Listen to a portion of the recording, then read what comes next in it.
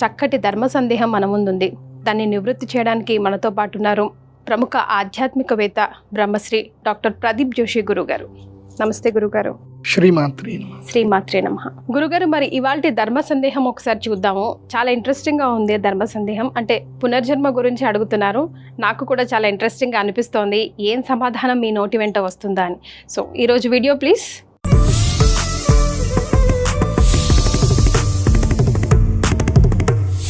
గురువుగారికి నమస్కారం అండి. నా పేరు భారతి, మాది రాజమండ్రి. మీ వీడియోలన్నీ నేను చాలా చూస్తూ ఉంటాను గురువుగారు. అయితే అవి నాకు చాలా అంటే చాలా ఇష్టం. నాకు ఒక చిన్న సందేహం ఉంది గురువుగారు. మన కుటుంబంలో చనిపోయిన వాళ్ళు తిరిగి మళ్ళీ మన కుటుంబ సభ్యుల్లో మళ్ళీ జన్మించి మన మధ్యలోకి వస్తారని కుటుంబ సభ్యులు అనుకుంటూ ఉంటారు. అయితే అదే విషయం మా కుటుంబంలో కూడా జరిగింది గురువుగారు. ఒకటి, మా అమ్మగారు చనిపోయారు. చనిపోయిన తర్వాత మా అన్నయ్య గారు పెళ్ళయిన తర్వాత మా వదిన గారు ప్రెగ్నెంట్ అయ్యారు. అయ్యాక మా అన్నయ్య గారు చాలా ఆనందపడిపోయారు. మా అమ్మ మళ్ళీ పుడుతుంది, నాకు మళ్ళీ మా అమ్మ మా జీవితంలోకి వస్తుందనేసి ఎదురు చూస్తూ ఉన్నారు. అయితే ఏమైందంటే మా అన్నయ్య గారికి అబ్బాయి పుట్టాడు. సరే అబ్బాయి పుట్టాడు కదా, ఇంకొకసారి మళ్ళీ అమ్మాయి పుడుతుంది అని ఎదురు చూశాడు. అయితే రెండోసారి కూడా మళ్ళీ అబ్బాయి పుట్టాడు. ఇంకా మా అన్నయ్య గారికి ఆశ తీరలేదు. మళ్ళీ మా అమ్మ మాకు కావాలి అనుకొని మూడోసారి కూడా ఎదురు చూశారు. అయితే మూడోసారి కూడా మా అన్నయ్య గారికి అబ్బాయే పుట్టడం వల్ల మా అన్నయ్య గారు చాలా బాధపడ్డారు. ఎందుకు అంటే మా అమ్మ నాకు పుట్టలేదు, మా అమ్మకి నేనంటే ఇష్టం లేదేమో, నిజంగా ఇలా చనిపోయిన వాళ్ళు మన జీవితంలోకి మళ్ళీ తిరిగి వస్తారు, మన కుటుంబ సభ్యులతోనే ఉంటారు అనేది నిజమేనా గురువుగారు? ఇది నా సందేహం.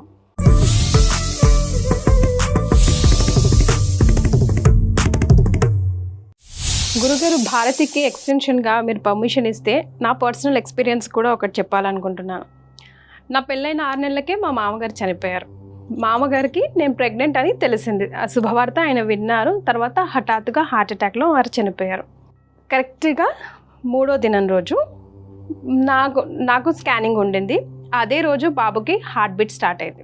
అప్పుడు వరకు మీరు ఆలోచించండి, నా మీద ఎన్ని బండాలు ఎన్ని ఉండుంటాయో. సోషలైజేషన్గా రాగానే చనిపోయింది, అపశకునం లాంటి వార్తలు ఎన్నో జరుగుంటాయి. Of course I'm heartily thanks to God. మా కుటుంబంలో కాకుండా సొసైటీలో చాలామంది చాలా రకాలుగా అన్నారు. మావయ్య గారిది హఠాత్ మరణం అయినప్పటికీ, హార్ట్ అటాక్ అయినప్పటికీ కూడా. సో బాబు పుట్టాడు. మేము కూడా ఇప్పటికీ అదే నమ్ముతున్నాం. భారతి మాట వింటుంటే నాకు అది గుర్తొచ్చింది. మామగారే నా బాబు రూపంలో పుట్టారని మా ఇంట్లో మేము అందరం నమ్ముతాం. సో నిజంగా అది జరుగుతుందా గురుగారు? వాగీషాద్యాః సుమనసః సర్వార్థానాముపక్రమే యం నత్వా కృతకృత్యాస్యుః తం నమామి గజాననం. శ్రీమాత్రే. మరణాంతే న మిత్ర బాంధవాః అని శాస్త్రం అని చెప్తుంది. అంటే ఎవరైతే గనక మరణం అంటే ఏమిటి? మనిషికి మరణమా, శరీరానికి మరణమా, ఆత్మకు మరణమా అంటే శరీరానికే మరణం, ఆత్మకు మరణము కాదు. ఒకటి గుర్తుపెట్టుకోండి. ఈ విషయాన్ని మీరు అందరు కూడా బాగా తెలుసుకోవాలి. ప్రతి ఒక్కరు కూడా మన జీవితంలో మనము ప్రతిరోజు సూర్యోదయం నుంచి సూర్యాస్తమం వరకు, అంటే సూర్యోదయాత్తు సూర్యోదయం వరకు 24 గంటల్లో మనము ఏమైతే పనులు చేస్తున్నామో, ఏమైతే ఆలోచిస్తున్నామో, అంటే మనం పుణ్యకర్మలు చేస్తాము, పాపకర్మలు చేస్తాం.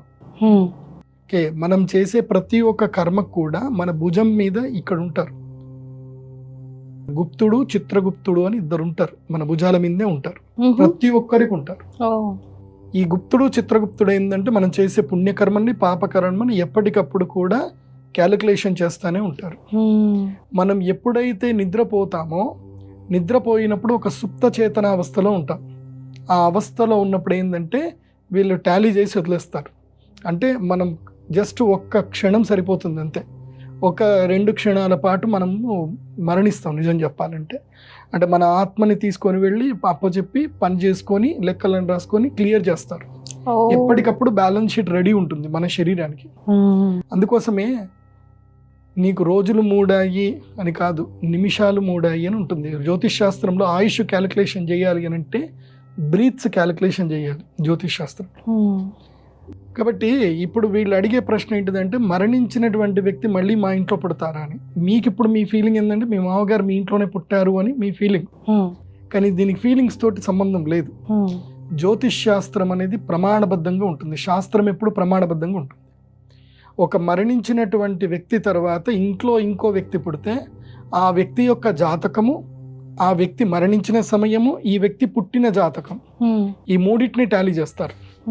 ఒకవేళ ఆ పుట్టిన వ్యక్తి, ఆ మరణించినటువంటి వ్యక్తి పుట్టిన జాతకం లేదు కానీ మరణించిన సమయం ఉంది, ఈ వ్యక్తి పుట్టిన సమయం ఉంది, ఈ రెండింటిని టాలీ చేసి చూస్తారు. వీళ్ళు ఈ వంశస్థుడైనా కాదా, అంటే ఈ వంశంలో తాతనో ముత్తాతనో లేకపోతే తండ్రో ఈ అనువంశీకుడే ఈ వంశంలో పుట్టారా, తల్లై పుట్టిందా లేకపోతే ఎవరు వచ్చి పుట్టారు అనేది మాత్రం దానికి జ్యోతిష్ శాస్త్రంలో లెక్కలు ఉంటాయి. అవి లెక్కలు వేస్తేనే తెలుస్తాయి. ఉదాహరణకి ఎవరైనా చనిపోయారనుకుందాం, చనిపోయిన తర్వాత 13 రోజుల తర్వాత కాశీకి వెళ్ళిన తర్వాత, కాశీలో పిండం పెట్టిన తర్వాత జ్యోతిష్ శాస్త్ర పండితుడిని సంప్రదించారు. సంప్రదించి అంటే వాళ్ళకి ఆలోచన ఉంటే, ఇప్పుడు మా ఇంట్లో పలానా వాళ్ళు చనిపోయారు, నాన్నగారు లేకపోతే అమ్మగారు చనిపోయారు, వీళ్ళు మళ్ళీ మా ఇంట్లోనే పుడతారా అని అడగాలి అని అంటే మరణించినటువంటి సమయం తీసుకోవాలి. ఓకే.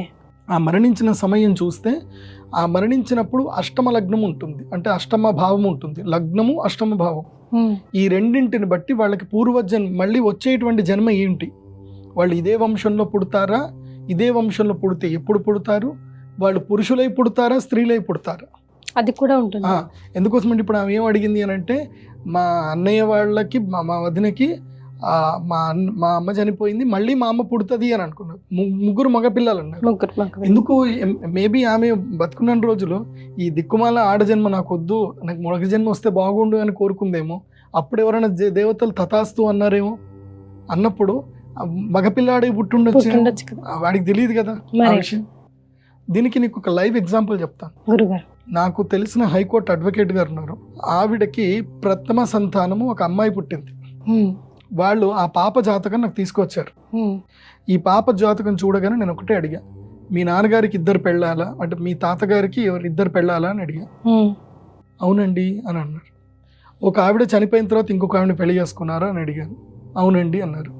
ఆ చనిపోయిన ఆవిడ ఈవిడే అని చెప్పా. అదెలా అండి అని అంటే మీకు కొన్ని సిమ్టమ్ చెప్తాను. ఈ అమ్మాయి మీ నాన్నగారిని పేరు పెట్టి పిలుస్తుంది తప్ప ఎప్పుడు కూడా తాతయ్య అని పిలవదు. Is it right or wrong అని అడిగా. అవునండి అన్నది. అండ్ ఈ అమ్మాయి ఎప్పుడు కూడా పరధ్యానంలో ఉంటుంది, ఒక ట్రాన్స్లో ఉంటుంది, ఒక వేరే పరధ్యానంలో ఉంటుంది, కొంచెం కోపం ఎక్కువగా ఉంటుంది, మీరు ఎప్పుడు పిలిచినా ఇమీడియట్లీ రియాక్ట్ అవ్వదు. ఎస్ అవునండి అంతే. సో ఆమె ఎప్పుడు చనిపోయిందో దాని ప్రకారంగానే ఈమె పుట్టింది. అంటే ఈవిడ ఆ వంశములో ఈమెకి రుణం ఉంది కాబట్టి ఈమె పుట్టింది. ఈ అమ్మాయి పుట్టిన తర్వాత నమ్మరు, విచిత్రం ఏంటంటే ఈ అమ్మాయి పుట్టిన తర్వాత వాళ్ళకి ₹1 కోటి నష్టం జరిగింది. ఓకే. కోటి కాదు, ఆల్మోస్ట్ 3 కోట్ల దాకా నష్టం జరిగింది. మా అమ్మాయి పుట్టిన తర్వాత మాకు నష్టం జరిగిందండి అని చెప్పేసిన వాళ్ళంటే, లేదండి మీకు 2వ అమ్మాయి పుట్టింది, ఆ తర్వాత నష్టం ఆగిపోయింది చూడండి అన్న. ఎస్, 2వ అమ్మాయి పుట్టిన తర్వాత నష్టం ఆగిపోయింది, మళ్ళీ లాభాలు స్టార్ట్ అయ్యాయి వీళ్ళకి. సో ఎందుకు జరిగింది అని అంటే ఒక్కొక్కరు ఒక్కొక్క రుణం బట్టి ఈ యొక్క వంశంలో పుడతారు. ఇప్పుడు ఉదాహరణకు కొంతమంది పిల్లలు పుట్టేంత వరకు అగ్రికల్చర్ ల్యాండ్స్ ఏమో ఉంటాయి. నేను చాలా మందిని చూశాను. ఆ ఇంట్లో అగ్రికల్చర్ ల్యాండ్స్ ఎంత ఉన్న అబ్బాయి ఈ భూమి ఎప్పుడు అమ్ముదామా అని చూస్తూ ఉంటారు. ఇంట్లో సడన్గా ఒక పిల్లవాడు ఎవరో ఒకరు పుట్టేసరికి ఆ భూమికి రేట్ వచ్చేస్తుంది సడన్గా.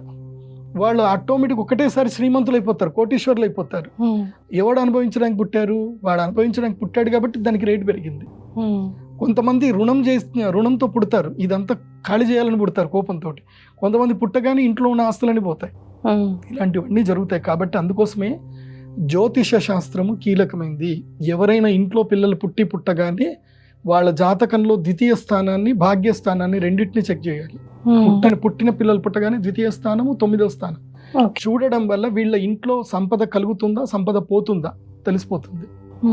ఇప్పుడు ఒక ప్రముఖ చెప్పను కానీ ఒక ప్రముఖ లక్ష్మీనరసింహ స్వామి దేవస్థానానికి మాజీ చైర్మన్, వాళ్ళ భార్య అమావాస్య రోజు పుట్టింది. వాళ్ళ ఇంట్లో ఆమె ఉన్నన్ని రోజులు వాళ్ళ ఇంట్లో శ్రీమంతత్వం ఉంది. ఆమెను ఎప్పుడైతే కన్యాదానం చేశారో వీళ్ళకి శ్రీమంతత్వం వచ్చింది, వాళ్ళకున్న శ్రీమంతత్వం మొత్తం పోయింది. ఇట్లా ఒక్కొక్కరి జన్మకి ఒక్కొక్క కారణం అనేది ఉంటుంది. సో ఈ పునర్జన్మలు ఏవైతే ఉన్నాయో ఇవి వాస్తవం.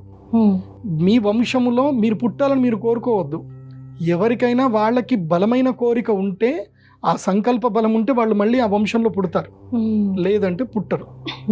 ఎందుకోసం అంటే నేను చాలా చూశాను, ఒకటి కాదు, దీనికి ఎన్నో ఉన్నాయి. అవును ఈ గురుగారు. మధ్య కాలంలో ఒక పోలీస్ ఆఫీసర్ వాళ్ళ భార్య వాళ్ళ మొత్తం వాళ్ళ మేనమామ అంటే పోలీస్ ఆఫీసర్ వాళ్ళ మేనత్త ఆవిడ చనిపోయింది ఆల్ ఆఫ్ సడన్ గా.